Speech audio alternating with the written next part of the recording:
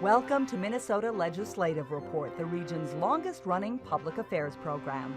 Legislative Report is a weekly review of activity at the state capitol featuring lawmakers from northeastern Minnesota. Most importantly, it's an opportunity for viewers to call or email their legislative questions and have them answered live on the air. Minnesota Legislative Report starts now. Hello and welcome to a new season of Minnesota Legislative Report. I'm your host, WDSE News and Public Affairs producer Greg Grell. Today's show marks the start of the 43rd season of Legislative Report, and again, it's the longest running locally produced public affairs program in our region. This week, there was some big news at the Capitol as the Senate and House passed an Omnibus Tax Bill that was quickly signed by the governor, and we'll be talking about that in just a minute. But this is your opportunity to call in with questions about the legislative session to the lawmakers that represent you. We have two phone numbers. Locally in the Duluth area, call 788-2844, that's a 218 number, of course. And if you're calling from outside the Duluth area, use our toll-free number, which is 1-877-307-8762. Now, when you call that number, a volunteer will answer the phone and write down your question, and then those questions will be brought to me here in the studio. You can also send your question in an email to mlr@wdse.org. The phone numbers and email address will be up on the screen for much of the program, so you'll be able to call when you want to, and we'll get to as many of the questions as we have time for today. And by the way, today's program will be a half hour in length. And now let's introduce the legislator who has joined us here in the studio, and it is Representative Mary Murphy, a Democrat, DFL-er from Hermantown. Welcome, Representative Murphy. Thank you very much. It's good to be here, and it's a new year. It is, and one thing that I've noticed is that the session, because it didn't start till mid or late February, you really have been moving quickly this year in the legislature. We have, and we had early deadline. First deadline was Friday. Second deadline is Friday coming, and then the third deadline is the following week. So there's going to be a lot happening in the next couple of weeks. That's correct. Of course, we mentioned it off the top that kind of a big story that came up Friday was the quick passage of the Omnibus Tax Bill. The House passed a version, the Senate passed a slightly different version, the House revoted, and then the governor got the bill on Friday and signed it immediately. Talk a little bit about that bill and why it was so important to get that passed quickly. Well, it was important because last year, partly in order to balance the budget, because we always have to have a balanced budget, the tax bill contained some new business taxes. When that passed, we thought there was more people for it than there actually were. And by the time that it passed, more people realized, or more business people and businesses realized how much that would really impact them. And they soon started telling us about it, and they especially told the governor about it. And so we thought over the summer then, we heard from enough people that we would have to make adjustments to those business taxes. And if there was any new money that was beyond last year's appropriation, estimated amount of money that would be coming in, that money would be spent for reductions of those new taxes, taking those new taxes away or reducing them. And we were able to take them away. And it's not yet April, and April is 15 days. You know, April 15th is the day people have to have their taxes done and their businesses. Some of them are on the April 15th deadline, some aren't. But people were holding off to see what would we do. And we've done it. And yesterday, the Department of Revenue started adjusting their software to so that the people can use the new tax cuts to file their income tax or their income taxes. And it was about 67 million for these business taxes in tax cuts and repealing the business-to-business sales taxes. And I think another one that will also be affecting people is the angel investment tax that had been talked about for a long time. And for everyone that files long forms or whatever, there's a lot more federal conformity in the tax bill, and so there won't be so much adding and subtracting and adjusting. It makes it a little bit easier when you go to do your state return. You don't have, there's not a lot of adjustments you have to make. Correct.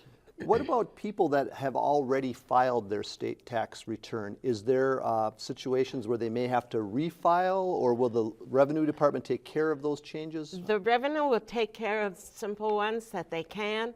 The people probably will, in some cases, will be notified if they have to do an amended return.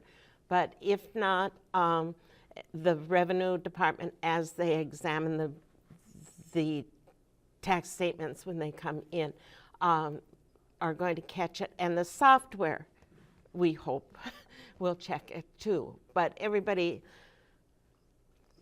I think they must have been pretty confident to send their taxes in early. So. Well, this is one case where maybe being a little slow filing your taxes is probably going to pay off, because you're going to make it a little bit easier in the end. Right, or else we can give them more confidence. Yeah.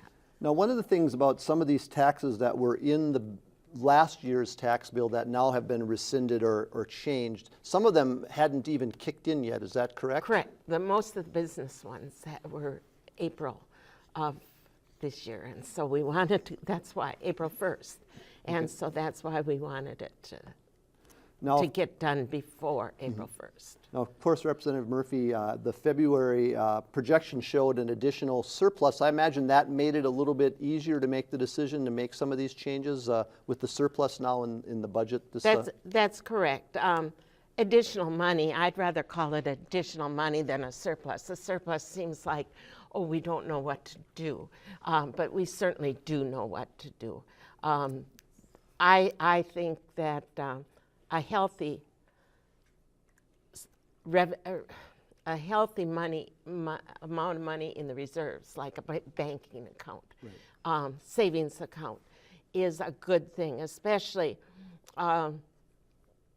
when it's been a while since we've had a healthy revenue account. Or investment, savings account. I'm sorry. I'm nervous because no one else is here. We'll make it through it. Yeah, excuse me. I think it's good to have like a savings account. I think everybody that agrees that it's nice to have a savings account. And it's been almost 10 years since we've had a really good one. And what I call an adequate one. We also had the tobacco tax that we had used, the future tobacco tax coming in. We used that to settle some of our investments from the past. And we also had those shifts to education. And so education hasn't survived very well in the last 8 years. And so we always want to have our first priority to be education, from early childhood all the way through K through 12 and higher education. We made some improvements in the spring in the appropriation bills that passed for early childhood and K through 12, and we said that next year, in 2015, there would be all-day, everyday kindergarten for all students across the state, and the state was going to pay. So that's a huge investment, and that wasn't fully covered yet, and so some of that money that was in the forecast will go for that, and for education, investments in education. And there are, huge numbers of people that have plans for the money. I'm sure. There always For the are. additional money, if there are any. But there are 5 finance committees, mine included, State Government Finance and Veterans Affairs Finance, that have 0 new money to spend. We were told the accounts will not be opened. So five finance committees don't have any new money. So people's expectations are going to be diminished if they're planning on everything being considered for new spending. Next year is an appropriation year. This year is the bonding year. And this year, for bonding, there might be like $200 or $300 million cash, so we don't have to go so far into debt with the bond when we sell the bonds, because we can pay for some projects with cash, with what the governor is recommending. So that allows us to not get into debt as much. Is that a new kind of policy? Has the legislature done that before? Yes, we have it from time to time. Perhaps not into the more in the 50 million to 100 million category. So this will be a larger amount, and This that will means be a larger amount. less credit necessary then. That's correct. And that led me to also, you were talking about the surplus going into that bank account for the state, I think often called the rainy day fund. And I had read that even the credit rating agencies would like to see even more than that, and that would improve the credit rating for the state, which also makes it less expensive then to bond when you're That's taking correct. a bill. That's correct. So it's a good thing all the way around. Representative Murphy, we want to let people know that you are watching Minnesota Legislative Report, and the phone number on your screen. Call right now to get your questions into Representative Murphy for our program this afternoon. I'd like to talk a little bit about what your priorities were going into this legislative session. What were the things that you thought were important that you wanted to see get done during this second half of the biennial session? Well, I think the things that I mentioned about education was very important. Another thing is about June or July, the campaign, the 5% campaign for higher wages for home health care workers, workers that take care of people that are able to stay in their homes but still need help, people with disabilities. And the people in nursing homes received an increase in the appropriations bill, Health and Human Service appropriation bill last year. And so we would like to have an increase in wages for the home health care workers also, and the personal care attendants that are doing so much work for so many people and for so little money. And that was education, and then that one.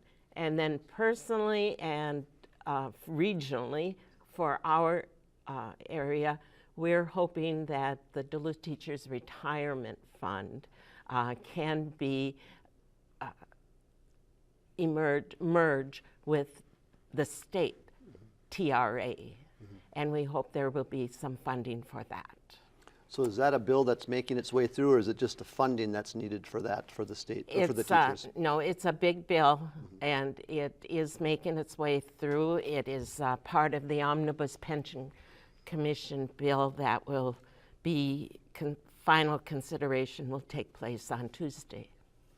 Now, we have gotten some questions from viewers, and one kind of ties into your talking about education funding and the need for that, and it's Gary from Barnum, and he wondered about schools lacking funding and needing to keep up with their buildings, and wondered why is the state spending money on Senate office space. Now that's been controversial because that was a bill passed last year, the new Senate office building, or the new office building, and now that's a little bit in flux. Talk a little bit about that, what's happening with that right now, the office building. Well, right now, not it's kind of at a standstill right now. Decisions have yet to be made.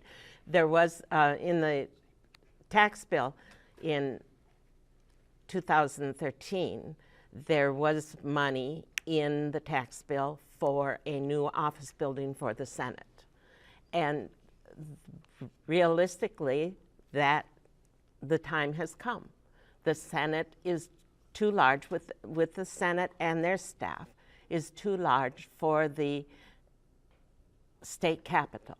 We are in the middle of a state capitol restoration to bring public space back to the state capitol, and the people's house, the people's Senate, and so people could use the state capitol other than for offices for the legislators. The House moved out of the state capitol, and most of the state constitutional officers moved out of the state capitol in the 80s. And the time is for the Senate to move out so that the governor's office would still stay, the attorney general's office would still stay, but there is a need for additional hearing rooms, and there is a need for all the peoples to come to the state that want to meet with their legislators and lobby the legislatures at the Capitol. And Cass Gilbert never imagined that, I mean, when the Capitol was built, it was built for all the state agencies were in the Capitol, as well as the House and the Senate. But the people weren't there.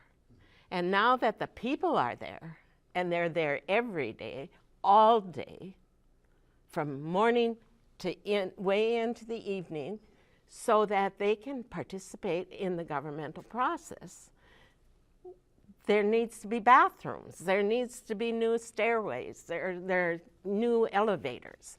And we are in the middle of that, not quite yet to the middle, but we're a third of the way through. We're working on the first third of the way. And it should be done in 2016. And in order to have it done, we have to get the Senate out by fall. But now that Senate office building situation, that's still in limbo now then, right now? Well, some people say that we could, the Senate could be using the Department of Administration building or the DOT building or the Centennial building next door to the, and they're all on the tunnel system, and so so more information has been asked about that. The House Rules Committee has yet to vote, and they've asked for information, and they are getting it. And for if that would be an option instead of the new office building. But a new office building is what was voted on. Mm-hmm. And it was voted on positively. It was voted on bipartisanly. And this was last session, correct? Yes. All right, but it still can be revisited, obviously, and that's what's happening. It can be revisited, and it will be revisited. It has already had, I think, 2 hearings in the House Rules Committee for whether it's what will happen. All right, well, before we are out of time here, one issue that I did want to get to, Representative Murphy, was the call for a minimum wage. The Democrats have been calling for an increase in the minimum wage. Mm-hmm. Where does that stand right now? It stands at, it's in conference committee.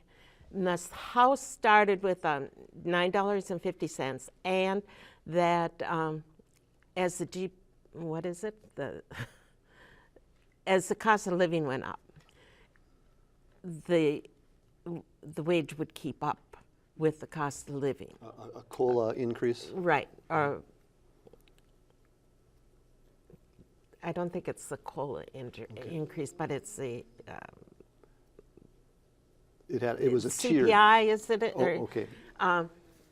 Okay. But as it escalates, as the cost of living goes up, or it would go increase automatically. The Senate has not gone to that yet, but the Senate has accepted $9.50. So it's a matter of continued negotiations for a while. If the bill is passed, obviously the House and the Senate would have to pass it. As the governor said that he would sign a cost of living or a minimum wage increase, to your knowledge? I believe he has. And when would it take effect? Would it be, would happen a few years down the road? I guess it would depend on the bill. That's another thing. It would not, I don't believe that it would be $9.50 immediately. I think that it would be a graduated 3 or 4 step thing. And also I believe one of the things they're still talking about is whether there should be a training wage and whether a teenager should be able to start at a less rate also. And those have not been, there has been no announcement about those issues. Now, of course, Republicans and many small business owners are concerned about that increase in the minimum wage because obviously that's a more of expense for the small business owners. What's your feeling about that and that argument against raising the minimum wage? That comes up every time we discuss the minimum wage, and in some instances, perhaps it's true, but overall, there's never been a continued shutdown or stay back as in our recent history, and I don't know how far that goes back, but they say that that's what everybody says, but that's not the experience that we've that has been, and there's data to show that that has not been the experience. And it's been quite a few years now since the state has raised the minimum wage, Yes. Isn't that right? That's many correct. Years.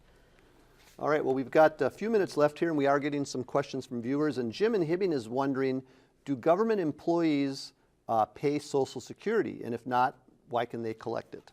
So do government employees in the state of Minnesota pay a Social Security tax? Yes, if they no one can collect Social Security unless they've paid into it. Okay. So that answers No Jim's worker. question. And some government employees, like some police and fire people in the past, were not on Social Security, Right. but now they are. Okay. Representative Murphy, you of course chair the State Government Finance and Veterans Affairs Committee. I read that the committee is going to be hearing on Monday a bill that you're carrying dealing with school district employees' health coverage.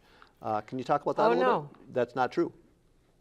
Aaron Murphy is carrying that. Ah, the wrong Murphy. The majority leader is carrying different that Murphy. one. The Well, different it'll be Murphy. in your committee, so maybe you haven't heard the bill yet. It will be in my committee, and we are only going to discuss the part that affects the budget of